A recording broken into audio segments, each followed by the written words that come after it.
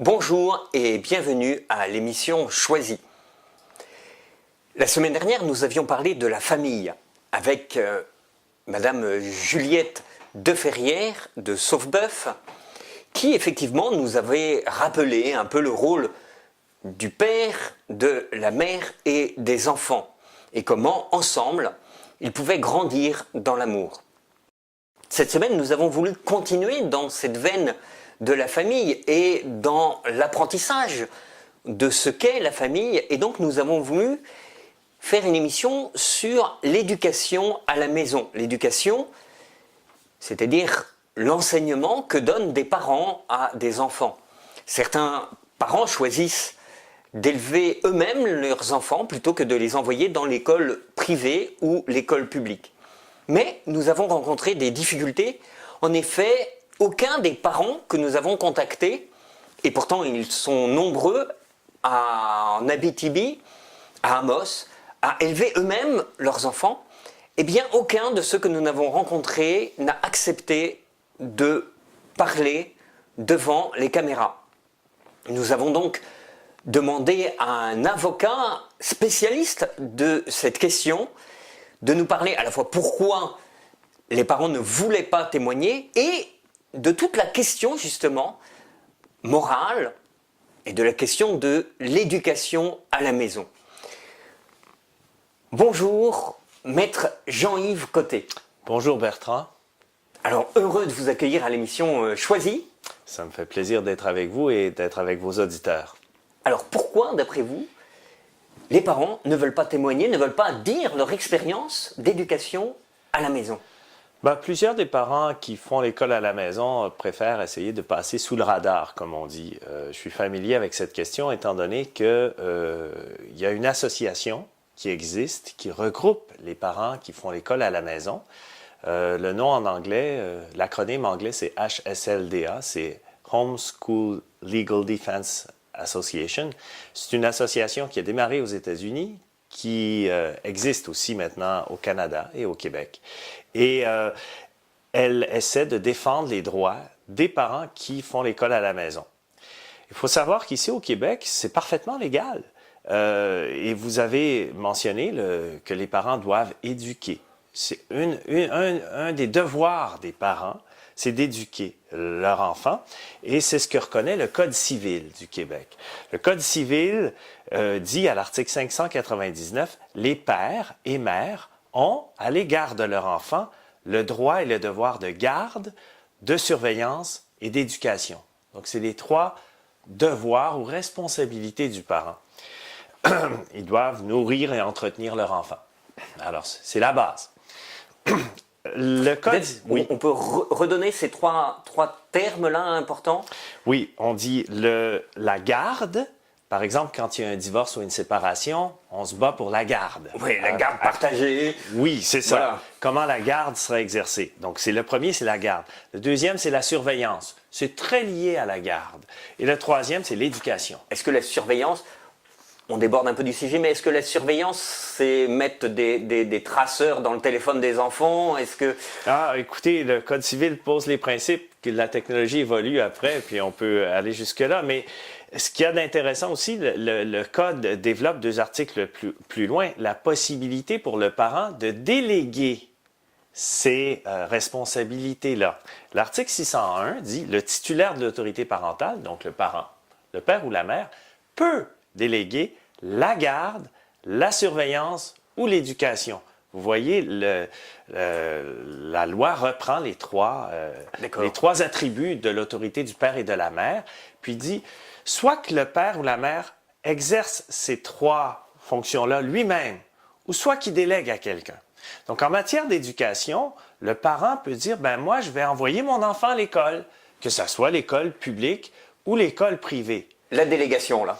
Donc oui. Là, il délègue, en fait. Oui, mais l'article 601 du Code civil dit le parent peut déléguer, pas doit déléguer. Donc, à ce moment-là, ça dit qu'au fond, le parent peut le faire lui-même. Peut dire, moi, je vais assumer l'éducation de l'enfant, je ne délèguerai pas ça.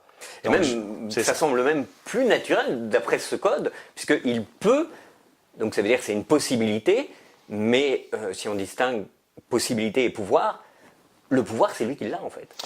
Moi, c'est ce que je prétends et que la racine de ce droit-là se trouve dans le Code civil du Québec. C'est sûr qu'il est une loi très fondamentale au Québec. Il y a d'autres lois aussi. Il y en a une autre qui est la loi sur l'instruction publique. Cette loi prévoit ce qu'on appelle l'obligation de fréquentation scolaire. Donc, cette loi-là, à l'article 14, dit « Tout enfant qui est résident au Québec doit fréquenter une école ». Bon, et puis on ajoute des détails. Mais par contre, tout de suite à l'article suivant, l'article 15 de la loi sur l'instruction publique, dit « Est dispensé de l'obligation de fréquenter une école l'enfant qui… » Puis là, on prévoit plusieurs exceptions. Et la quatrième exception, c'est l'enfant qui reçoit à la maison un enseignement et y vit une expérience éducative qui, d'après la commission scolaire, sont équivalents à ce qui est dispensé ou vécu à l'école. Donc, la loi sur l'instruction publique prévoit deux choses. Elle prévoit ce qu'on appelle l'obligation de fréquenter une école, mais elle prévoit aussi la possibilité d'être dispensé de cette obligation-là, ce qui confirme le droit du parent de faire l'école maison.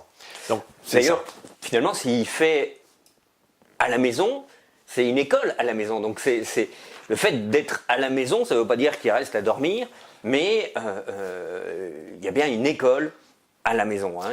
Exact, c'est ça. Il y a un programme à suivre et l'association dont je vous parlais peut outiller les parents pour leur permettre de rencontrer les objectifs pour chacun des niveaux, chaque année scolaire, pour être certain que l'enfant a tous les apprentissages dont il a besoin.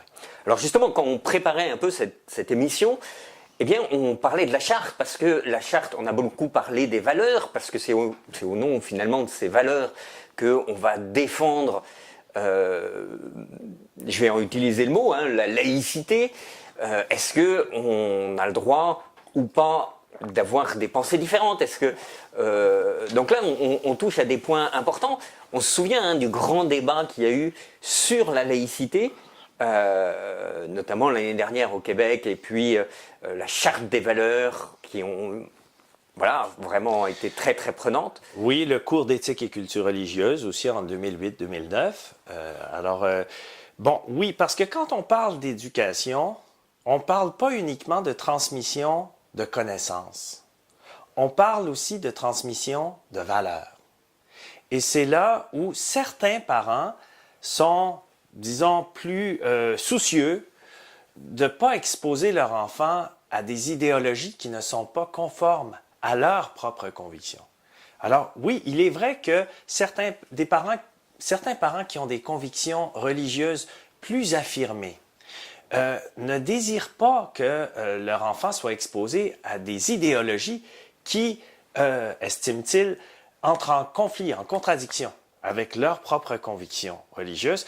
Et beaucoup de ces parents-là choisissent à ce moment-là l'école maison ou aimeraient pouvoir envoyer leur enfant dans une école confessionnelle. Et par exemple, là, du côté des écoles privées, les écoles privées offrent des projets éducatifs de nature qu'on appelle confessionnelle. Qui dit confessionnalité ne dit pas uniquement école chrétienne ou catholique. Ça vaut également pour d'autres dénominations, notamment les écoles musulmanes qui est ici, les écoles juives aussi.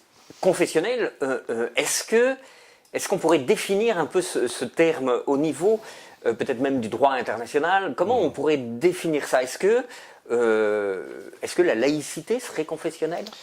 Selon moi, la laïcité ou la neutralité religieuse est une conviction philosophique.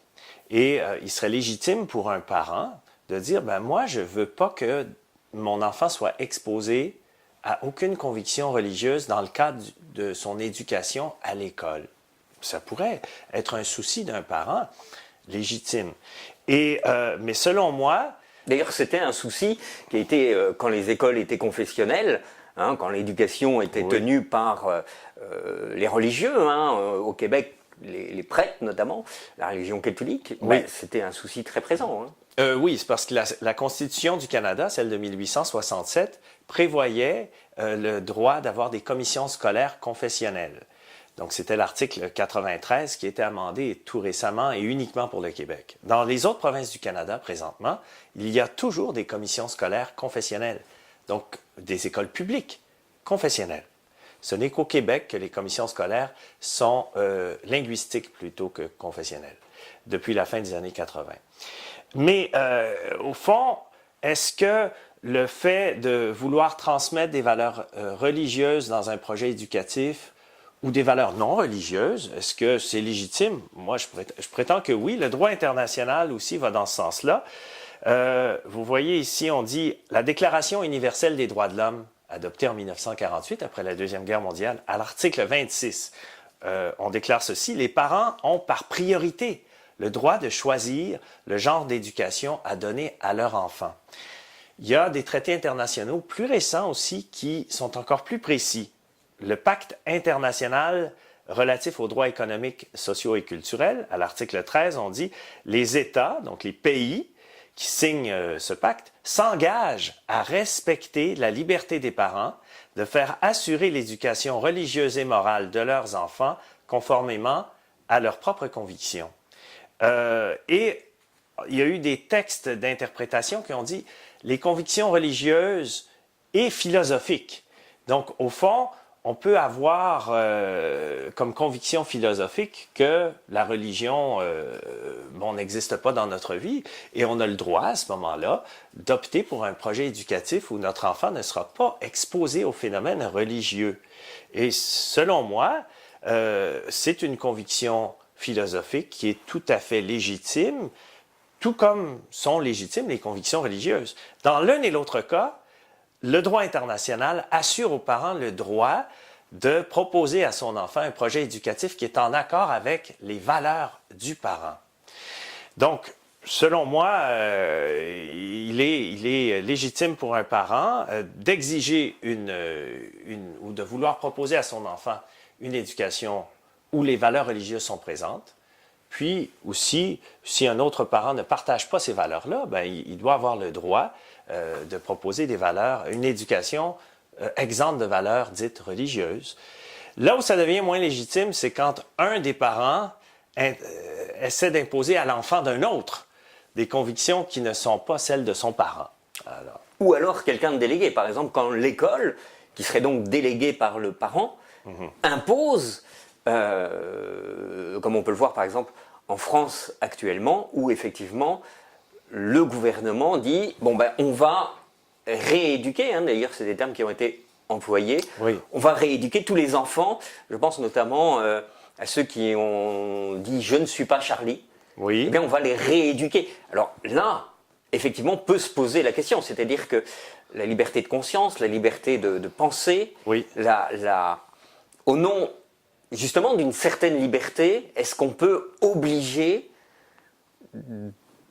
des enfants, et peut-être même plus que des enfants d'ailleurs, des parents aussi, oui, des en fait, gens... c'est la question de la transmission des valeurs. On sait que quand on parle d'éducation, on ne parle pas uniquement de transmission de connaissances.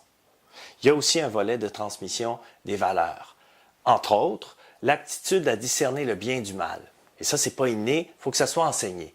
Et distinguer le bien du mal, c'est pas juste, on n'est pas uniquement dans la sphère religieuse.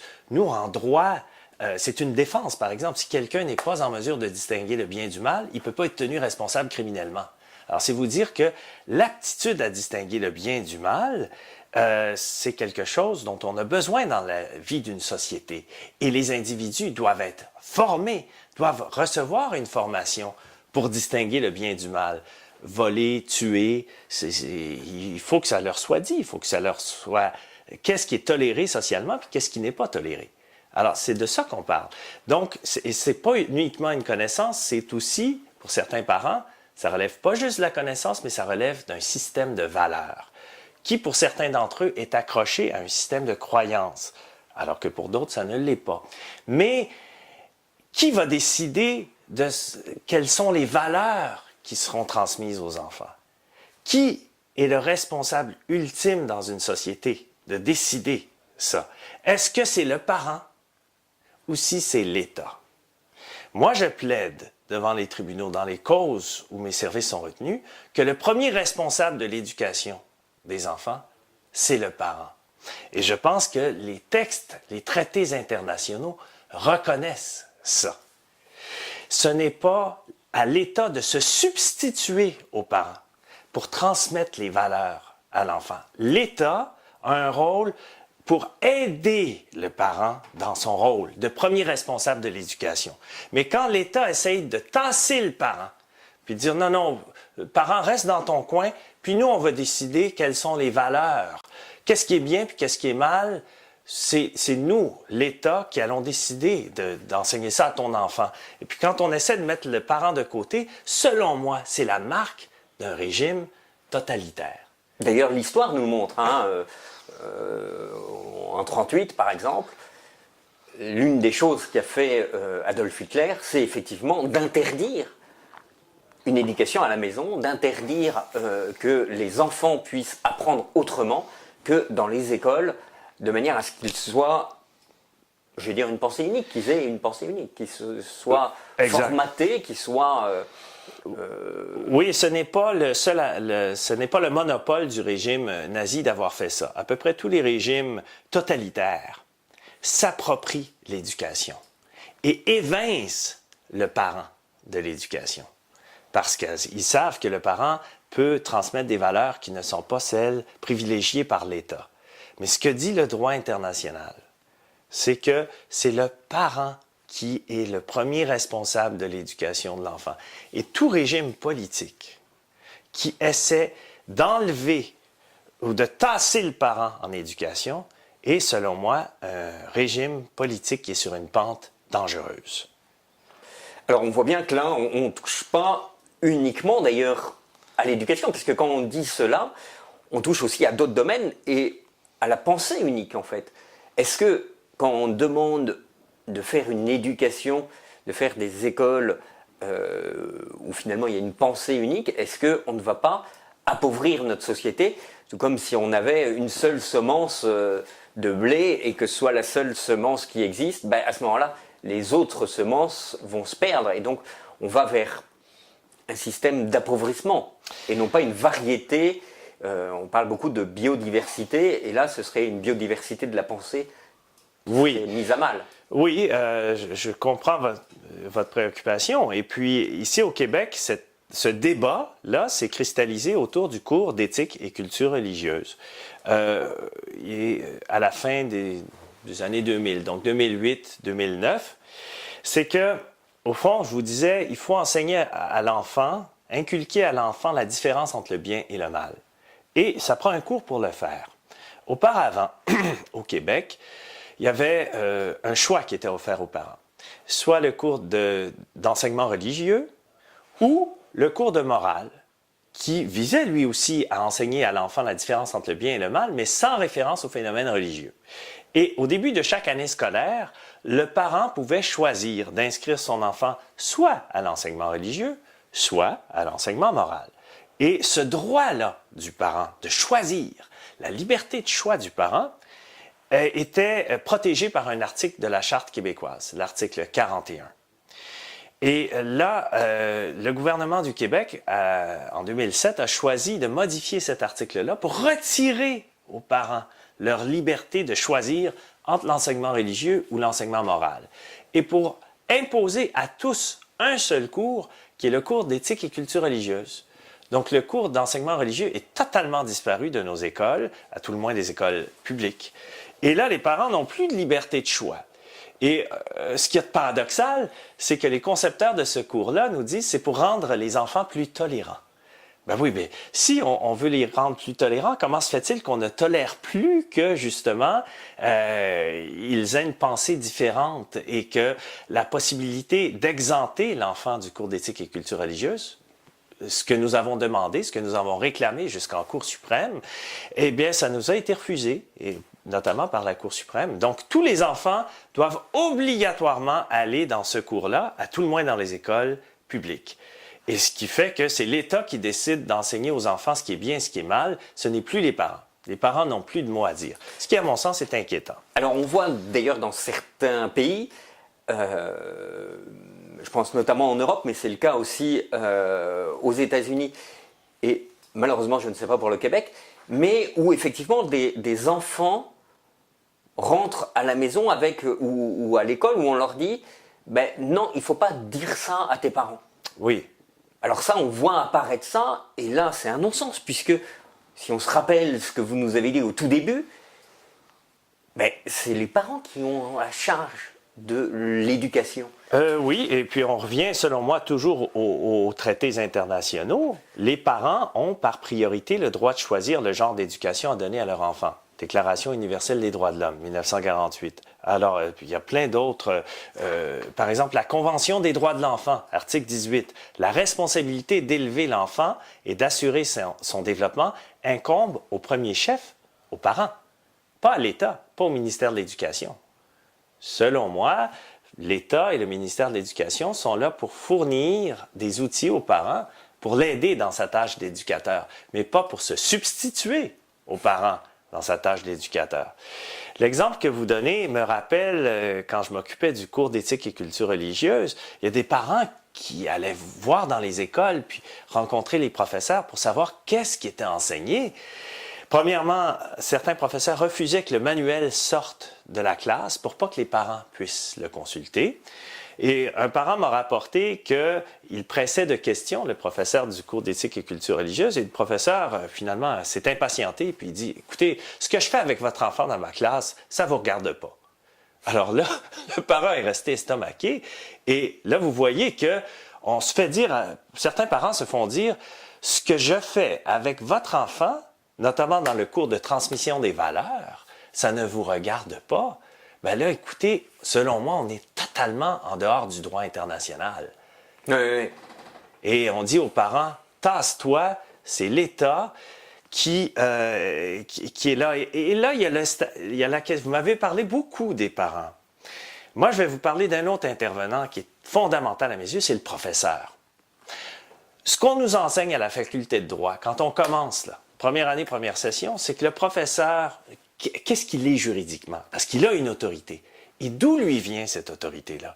Selon le Code civil, le professeur est un titulaire momentané de l'autorité parentale.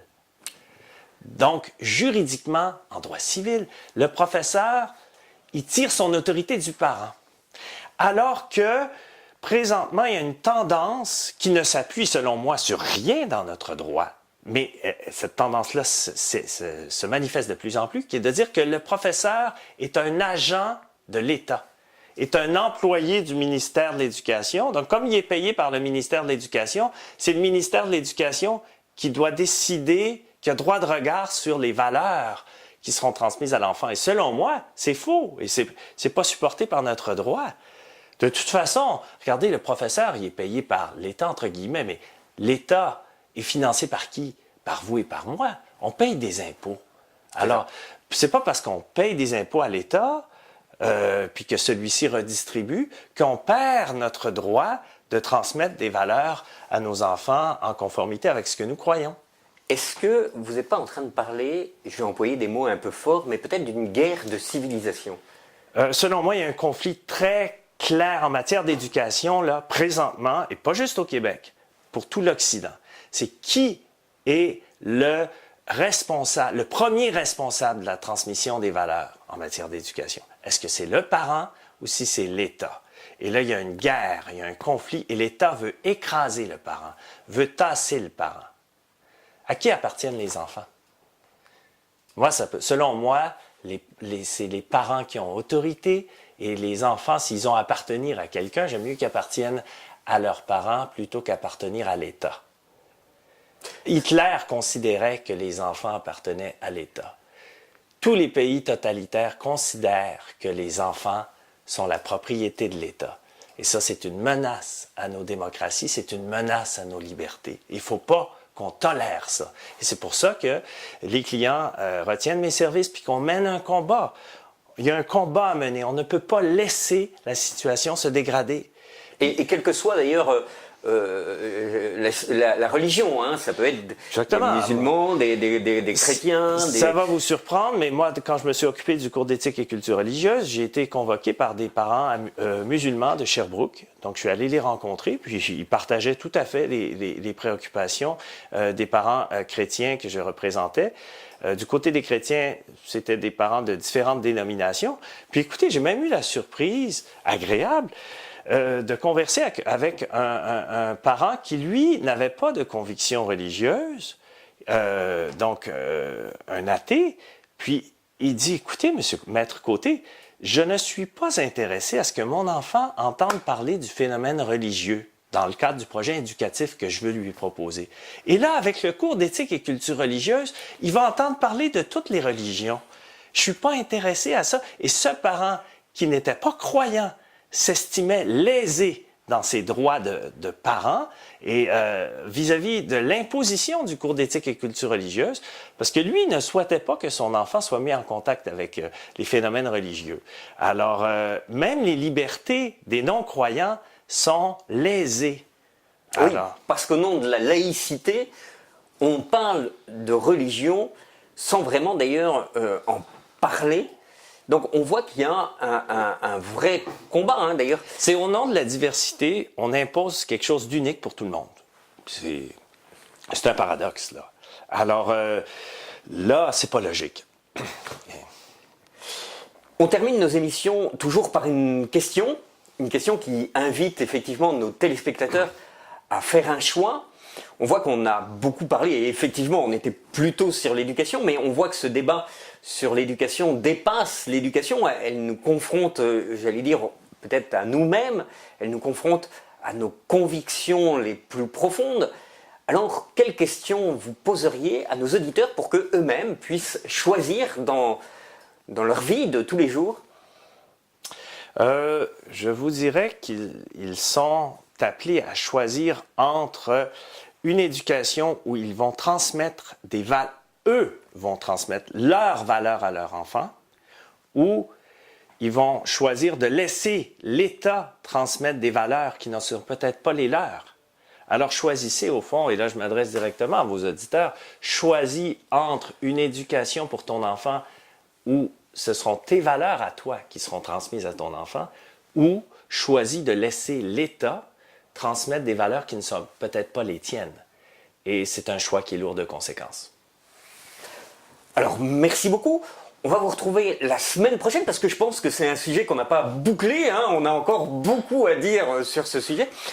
Merci à tous les auditeurs. N'hésitez pas à nous contacter, à nous poser des questions, si jamais vous en avez, de manière à ce qu'on puisse, comme on l'a fait la saison dernière, eh bien, aller plus loin, répondre à des questions. On retrouvera Maître Côté la semaine prochaine. Et donc, au plaisir la semaine prochaine.